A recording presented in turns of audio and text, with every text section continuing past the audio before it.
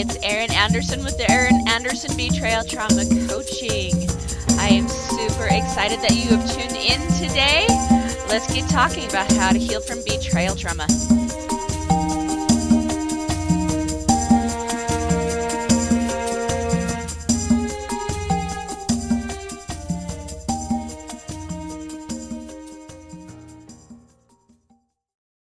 Hey, my loves. Welcome back to another episode of The Other Side of the Struggle. So today we are chatting about validation. Now, let me just say that I do think that there is some merit to validation. We do want our beliefs to be validated, and we don't want to just go about the world thinking that whatever we think is the final say, absolutely perfect, and that we don't need any external validation for that. We do want to know how our behavior and our thoughts and our feelings are going to, be received in this world. And this is one of the things that we wish more people would do with us. I mean, if you're listening to this podcast, most likely you do have some type of struggle with a relationship. And that struggle has led you to kind of maybe feel like you need to pull your hair out a little bit, right? Maybe it's with a husband who is deeply into pornography. Definitely can make you want to feel like you really need to rip your hair out because that's a damaging action. What would happen if your husband actually came to you and was like, "Hey, how do you feel about this?" What if he came to you and talked about his thoughts? How do you feel about these thoughts? Right? We do look for validation from others because how we respond or how we show up does affect other people. And it'd be nice if more people would ask how their perceptions, their behaviors, and the way they're showing up in life actually does affect us. But there is a danger in validation, and this is a danger that I find a lot of my clients falling into. And that is that we validate the wrong things. Let me explain this, okay? A lot of times women come to me and they're like, I feel so stupid, or I feel so dumb, or I'm so foolish. And the reason why they're saying these things is because they're being gaslit, right? They have someone in their life that are telling them to disbelieve their own eyes, their own experience, their own feelings. And that's not a good thing, because if we can't believe ourselves, we are so easily manipulated. And it's through that manipulation that we feel that foolishness, that dumb, that shame, that guilt, that remorse for something that we didn't even do. This is where the shame comes in. And it's all because our insecurity is being validated by someone else, someone in a position of trust for us. Let me say, if this is you, it's not your fault.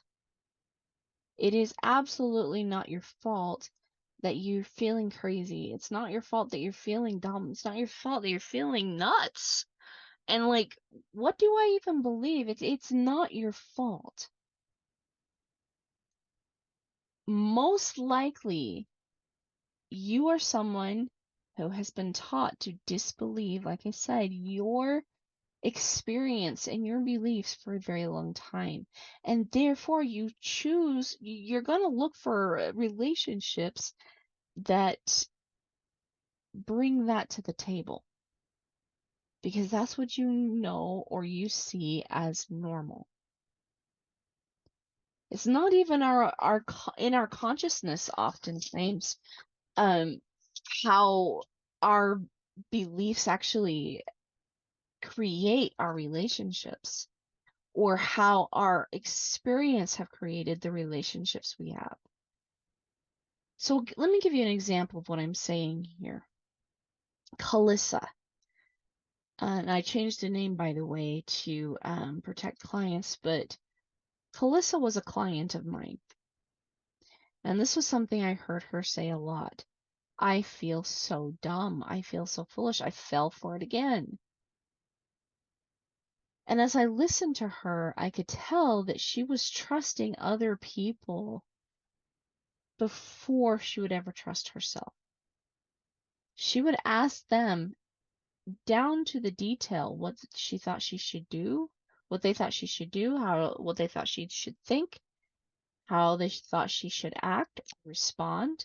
And so she was doing their bidding and never once gave any thought or consideration to what her reality was. It was always living for someone else. And yet she felt all this resentment and couldn't figure out why. And as I got looking back into her history, she had a narcissistic father who would tell her to believe something or tell her to think something. And it was definitely about herself.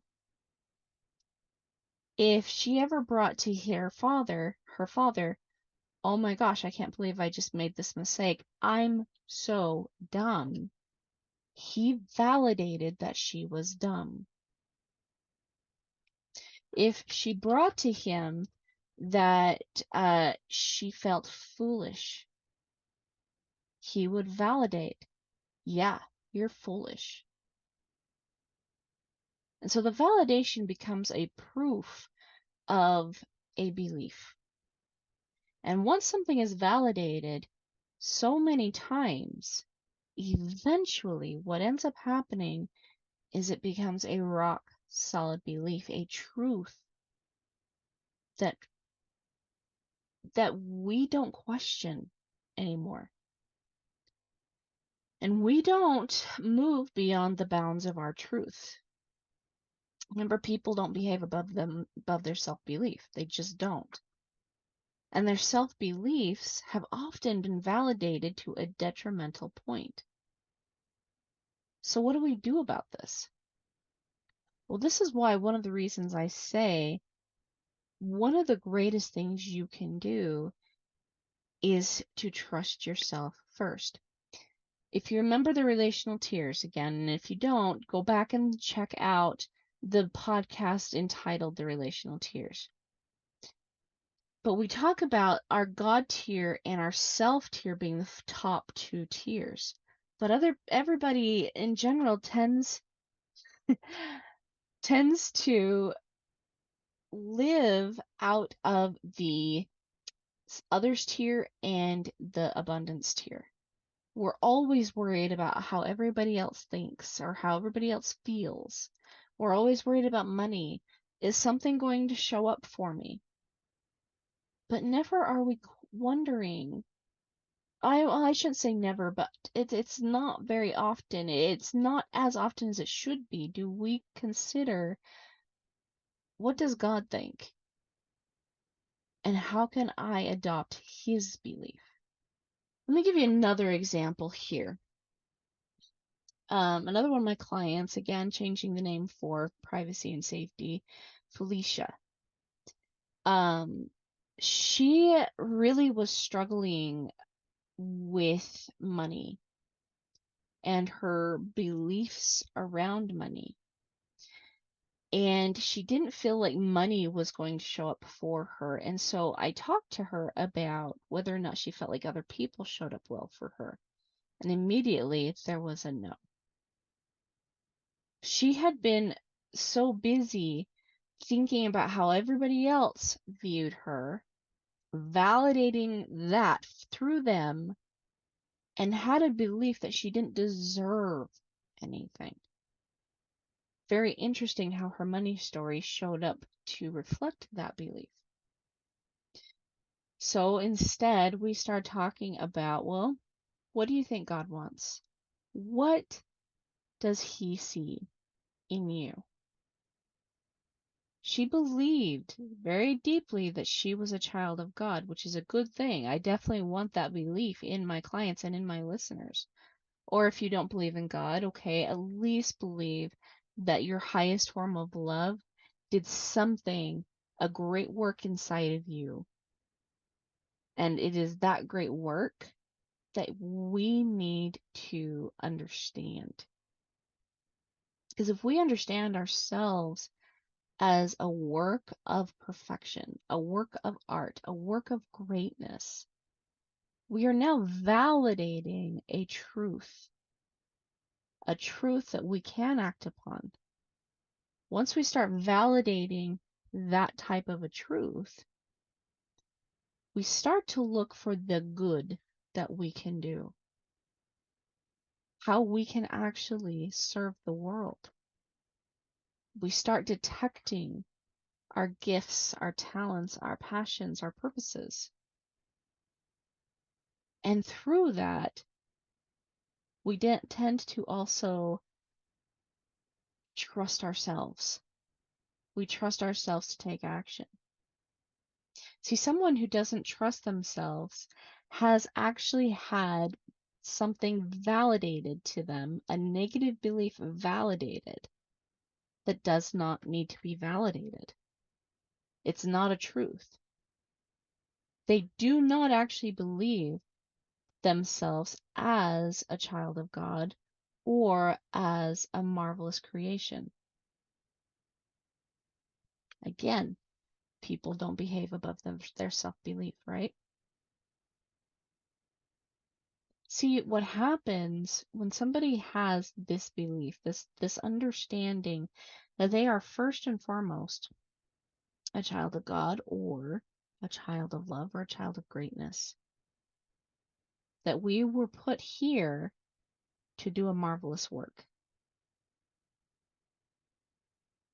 And that is validated by a previous belief of either I am a child of God or that the universe actually does show up to support me. If we already have that foundational belief, then every belief that we have, therefore, should build upon that foundational belief. If, however, you're waiting for everybody else to tell you to move forward because your plan is good, that is not believing that you are an instrument of good. That is still wondering if you have what it takes. And so we seek for validation, and before we even often get very far into a good thing, we allow it to die because it has been validated in a negative, and our self-confidence takes a hit because we haven't ever shown ourselves to rise above a negative validation. Now, it is important, as I said earlier and previously, to make sure that what it is you're doing is going to bless the lives of others. Sometimes our missions and our purposes do require a lot from our hands. And sometimes that does require a lot from other people because we do have a lot of responsibilities on us as adults, especially as entrepreneur women. And by the way, moms, if you're a stay-at-home mom, you're still an entrepreneur in my book because you are building something beautiful. You're still building something incredible. You're still building something valuable. You don't necessarily have to own a business to be an entrepreneur.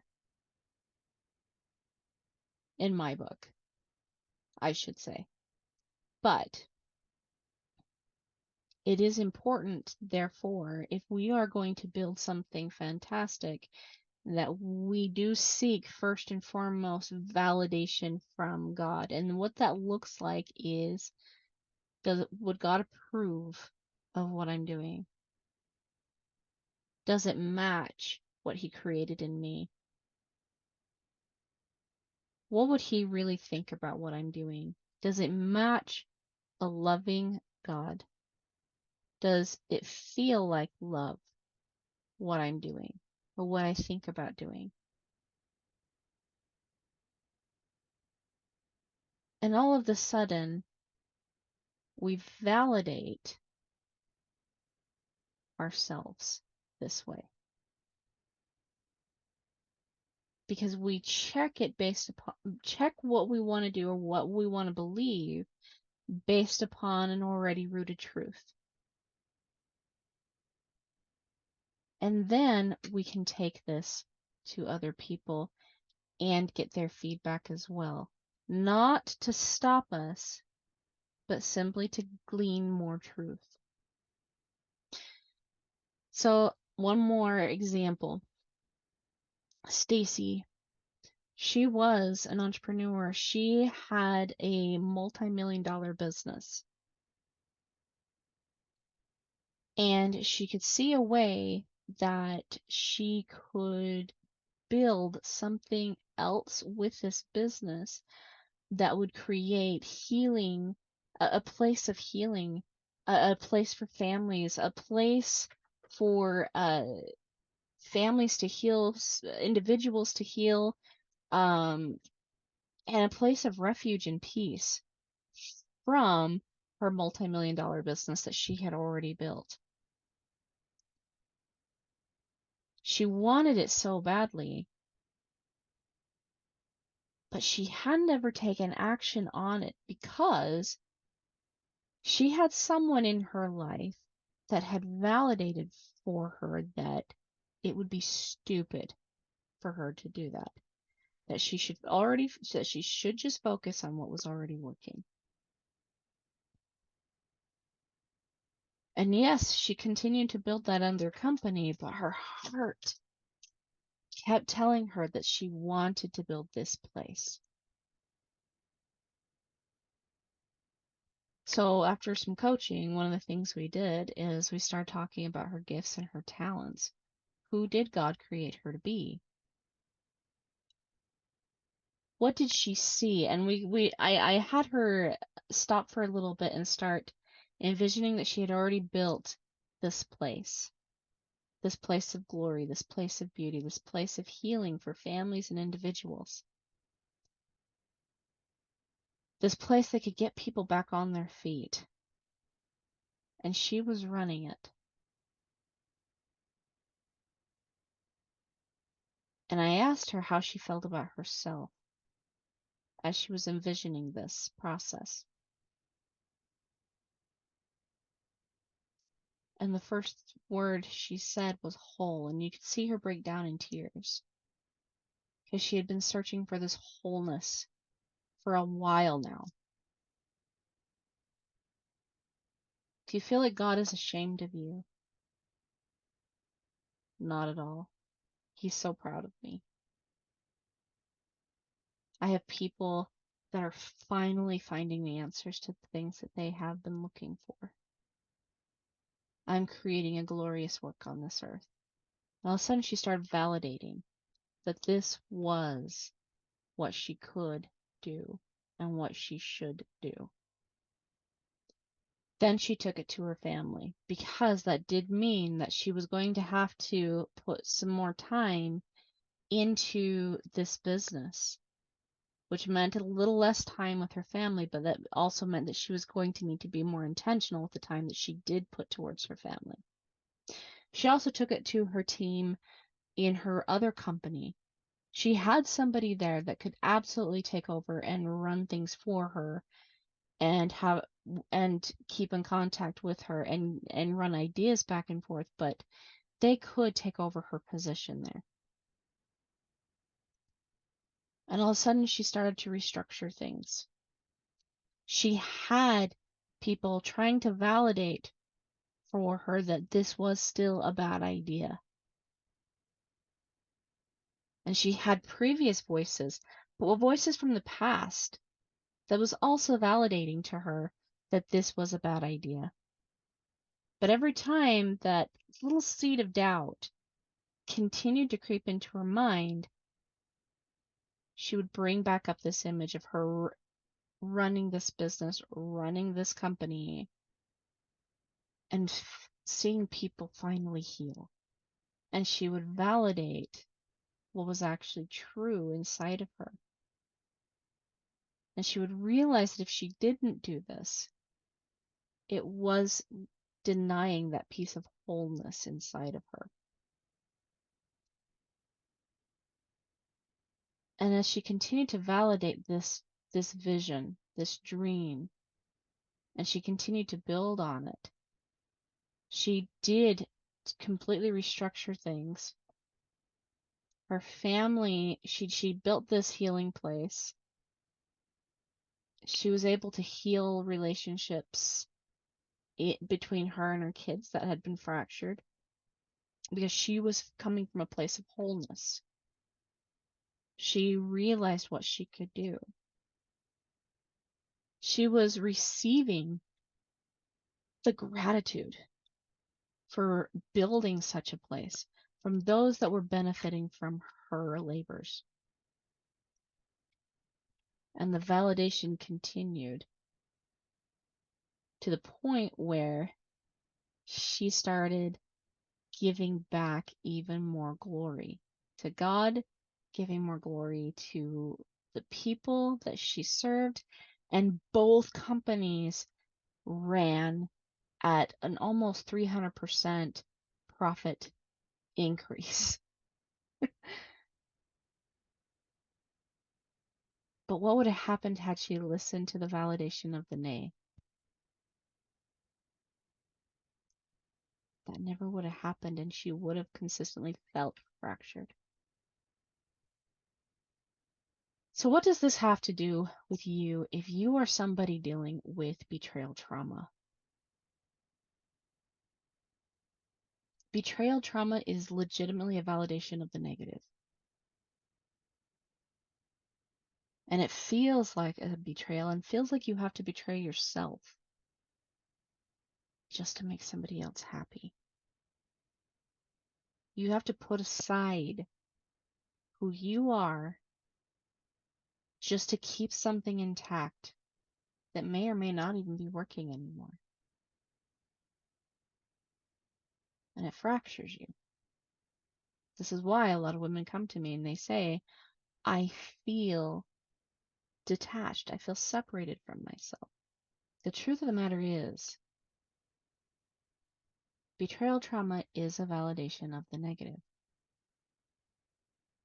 And this is why trauma, especially betrayal trauma, tends to heal when we become dedicated and focused on the truth. And we decide to seek out truth. And we know it's truth because it will build our confidence in ourselves and in our God.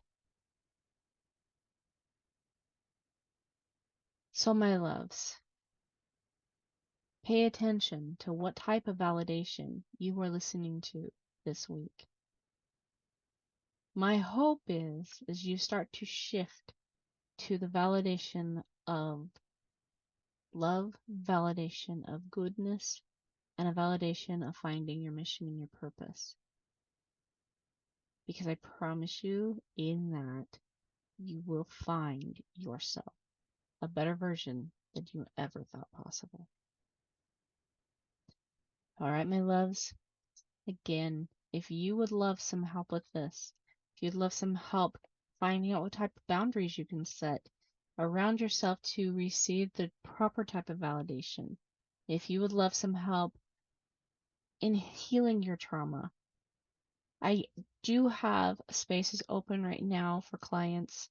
I am taking them on. Feel free to click on the link below to schedule a free call with me. Let's chat back and forth and see if there's something I can do to help you heal your trauma and find your mission and purpose as well, to help you build the life that you've always dreamed of. And until then, my loves, I'll see you on the other side. Bye.